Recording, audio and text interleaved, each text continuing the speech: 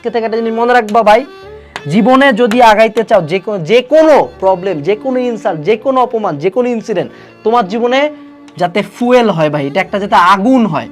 এই ফুয়েলটা, এই যে অপমানের কষ্ট বা পাস্ট খারাপ লাগার কষ্ট, যে একজন জীবনে যারা বড় বড় পর্যায়ে গেছে ওনাদের শুনবা যে পাস্ট লাইফটা খুব কষ্টের, মানুষজন স্ট্রাগল করে উপরে যায়।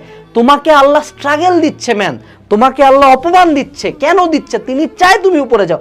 তুমি কি করতেছো? অপমানে নিয়ে যাচ্ছ ট্রমাতে। এমন কেন?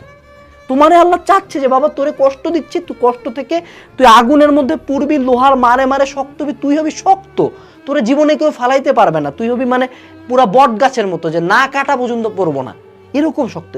যে কোনো খারাপ, যে কোনো ইনসাল্ট, যে কোনো অপমান, যে কোনো ইনসিডেন্ট, যে কোনো ব্যাকডেট, যে কোনো পড়ে যাওয়া, যে কোনো ফল ফুয়েল হিসাবে নেওয়া শিখো, মনের মধ্যে পুষো। ওই সবাইরে ক্ষমা করে দিলাম হ্যান ত্যান, মনের শান্তি আসল, এইসব বালছাল না।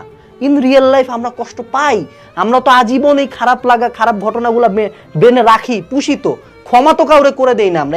আমরা কি কনসা এত ভালো ভাই? তুমি আমি কেউই তো এত ভালো না।